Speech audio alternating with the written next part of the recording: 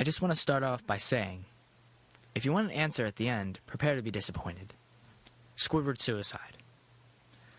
I was an intern at Nickelodeon Studios for a year in 2005 for my degree in animation. It wasn't paid, of course. Most internships aren't.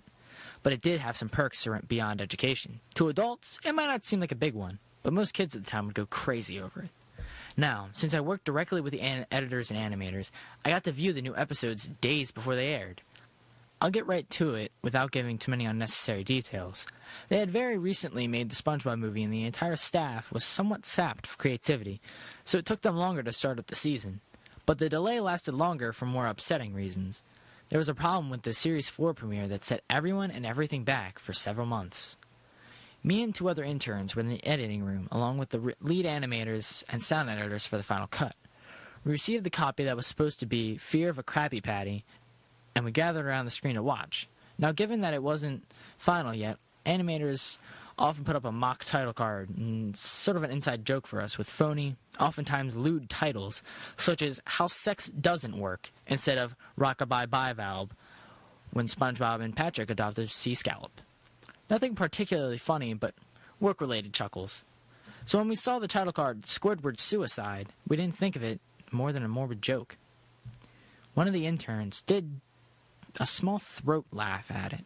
The happy-go-lucky music plays as normal. The story begins with Squidward practicing his clarinet, hitting a few sour notes like normal. We hear SpongeBob laughing outside, and Squidward stops, yelling at him to keep it down, as he has a concert tonight and needs to practice. SpongeBob says okay, and goes to see Sandy with Patrick. The bubble splash screen comes up, and we see the ending of Squidward's concert. This is when things begin to seem off. While playing, a few frames repeat themselves, but the sound doesn't. At this point, sound is synced up with animation, so yes, that's not common. But when he stops playing, the sound finishes as if the skip never happened.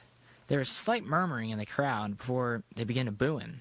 Not normal cartoon booing that is common in the show, but you could very clearly hear malice in it. Squidward's in full frame, looks visibly afraid. The shot goes to the crowd with SpongeBob in center frame, and he's booing, very much unlike him. This isn't the oddest thing, though. What is odd is everyone had hyper-realistic eyes, very detailed. Clearly not shots of real people's eyes, but something a bit more real than CGI. The pupils were red. Some of us looked at each other, obviously confused. But since we weren't the writers, we didn't question its appeal to children yet. The shot goes to Squidward sitting on the edge of his bed, looking very forlorn. The view out of his porthole window is of a night sky, so it isn't very long after the concert. The unsettling part is at this point, there is no sound. Literally no sound. Not even the feedback from the speakers in the room. It's as if the speakers were turned off, though their status showed them working perfectly. We just sat there, blinking in this silence for about 30 seconds. Then he started to sob softly. He put his hands, tentacles, over his eyes and cried quietly for a full minute more, all the while a sound in the background very slowly growing from nothing to barely audible. It sounded like a slight breeze through a forest. The screen slowly begins to zoom in on his face. By slow, I mean it's only noticeable if you look at the shots 10 seconds apart, side by side. His sobbing gets louder, more full of hurt and anger. The screen then twitches a bit, as if it twists in on itself. For a split second, then back to normal. The wind through the trees sounds get slowly louder and more severe, as if a storm is brewing somewhere. The eerie part is this sound, and Squidward's sobbing sounded real, as if the sound wasn't coming from the speakers, but as if the speakers were holes the sound was coming through from the other side.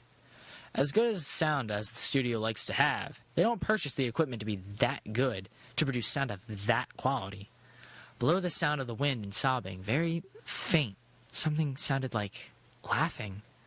It came at odd intervals and never lasted more than a second, so you had to have a hard time pinning it. We watched the show twice, so pardon me if things sound too specific, but I've had time to think about them. After 30 seconds of this, the screen blurred and twitched violently, and something flashed over the screen as if a single frame was replaced. The lead animation editor paused and rewound frame by frame. What we saw was horrible. It was a still photo of a dead child. He couldn't have been more than 6. His face was mangled and bloodied. One eye dangling over his upturned face popped. He was naked down to his underwear, his stomach crudely cut open, and his entrails lying beside him. He was lying on some pavement that was probably a road.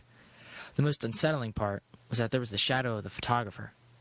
There was no crime tape, no evidence tags or markers, and the angle was completely off for a shot designed to be evidence.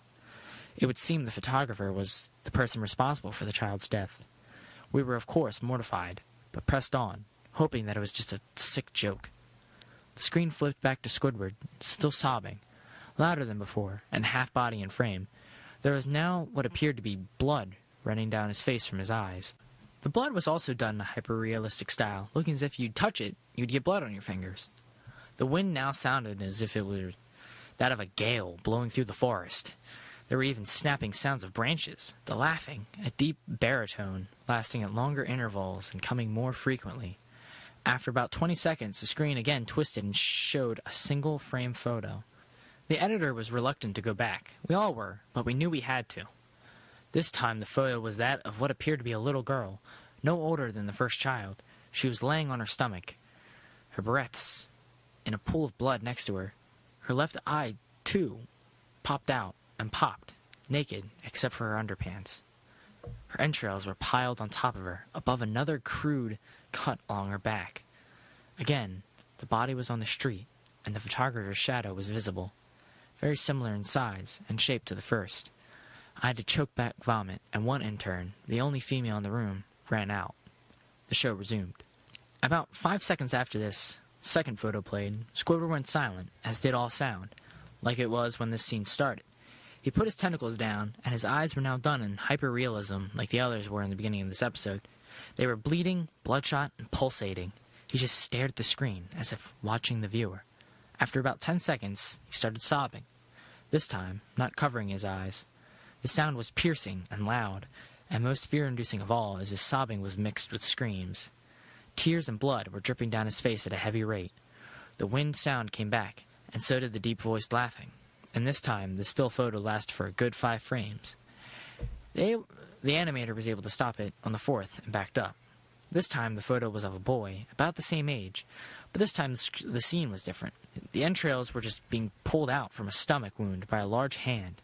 The right eye popped out and dangling, blood trickling down it.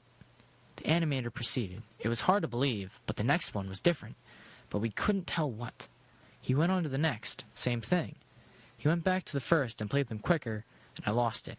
I vomited on the floor, the animating and sound editor was gasping at the screen. The 5 frames were not as if they were 5 different photos. They were played out as if they were frames from a video. We saw the hand slowly lift out the guts. We saw the kid's eyes focus on it. We even saw 2 frames of the kid beginning to blink. The lead sound editor told us not to stop. He had to call in the creator to see this. Mr. Hillenberg arrived within about 15 minutes. He was confused as to why they called him down here, so the editor just continued the episode. Once the few frames were shown, all screaming, all sound again stopped. Squidward was just staring at the viewer. Full frame of the face. About 3 seconds. The shot quickly panned out, and that deep voice said, "Do it." And we see in Squidward's hands a shotgun. He immediately puts the gun in his mouth and pulls the trigger. Realistic blood and brain matter splatters the wall behind him and his bed as he flies back with the force. The last 5 seconds of this episode show his body on the bed, on his side, one eye dangling on what's left of his head above the floor, staring blankly at it. Then the episode ends. Mr. Hillenberg is obviously angry at this. He demanded to know what the heck was going on. Most people left the room at this point, so it's just a handful of us to watch it again. Viewing the episode twice only served to imprint the entirety of it in my mind. It caused me horrible nightmares. I'm sorry I stayed. The only theory we could think of was the file was edited by someone in the chain from the drawing studio to here. The CTO was called in to analyze when it happened. The analysis of the file did show it was edited over by new material. However, the timestamp of it was a mere 24 seconds before we began viewing it. All equipment involved was examined for foreign software and hardware as well as glitches, as if the timestamp may have glitched and showed the wrong time, but everything checked out fine. We don't know what happened, and to this day, nobody does. There was an investigation due to the nature of the photos, but nothing came of it. No children seemed to be identified, and no clues were gathered from the data involved, nor physical clues in the photos. I never believed in unexplained phenomena before, but now that I have something happen, I can't prove anything about it besides anecdotal evidence. I think twice about things.